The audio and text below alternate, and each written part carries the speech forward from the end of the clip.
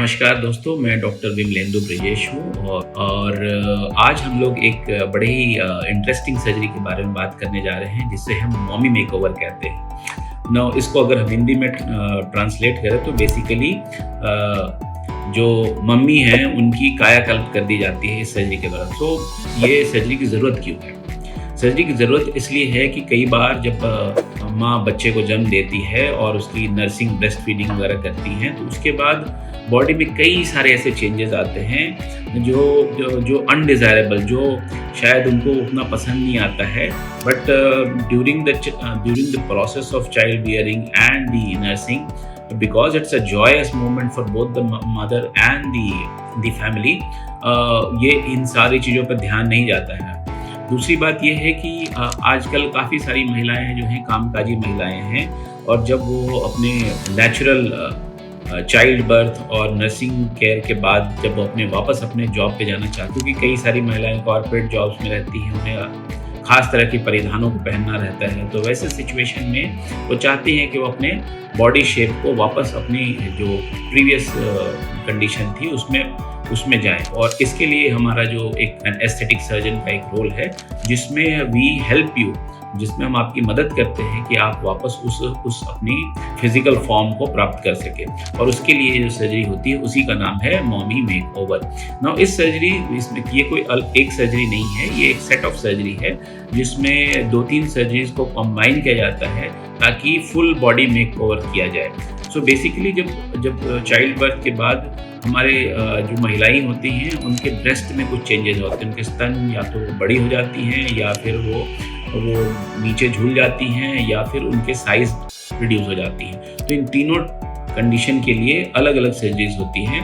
अगर साइज में डिफ्लेशन हो जाता है तो उसमें फैट इंजेक्शन या ब्रेस्ट इम्प्लांट डाला जा सकता है।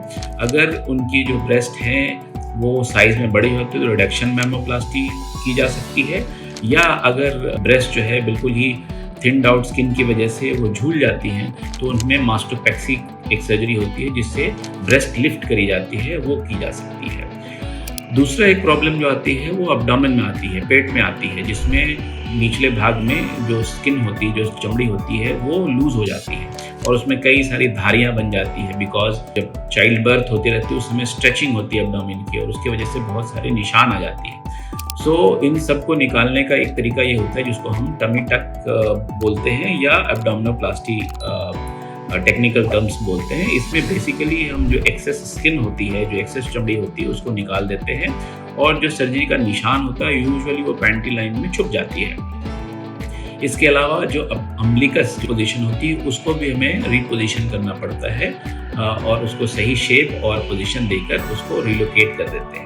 सो ये हो गई आपकी एब्डोमिनोप्लास्टी के बारे में, जिसको हम टमी टक भी कहते हैं। और तीसरी जो सर्जरी ऑफर की जा सकती है उसमें होता है लिपोसक्शन, जो बॉडी में एक्सेस फैट जमा हो जाती है और कई ऐसे जगहों पे मोस्टली थाई में, बाहर की तरफ और पेट में, तो इन सब के लिए लिपोसक्शन करते हैं। इन तीनों सर्जरी के कॉम्बिनेशन को हम मम्मी मेकओवर कहते हैं और ये बेसिकली आपको अपनी प्रीवियस फॉर्म, जो आपकी जो चाइल्ड बर्थ और नर्सिंग के पहले की जो फॉर्म थी उसको रीगेन या वापस प्राप्त करने के लिए ये सर्जरी की जाती है। सो अगर आप इंटरेस्टेड हैं और आपकी कोई क्वेरी है तो definitely you can come back, right a comment on the, और आप कंसल्टेशन के लिए आ सकते हैं और डेफिनेटली हम as a department will try to help you and give you the best of the surgical treatments.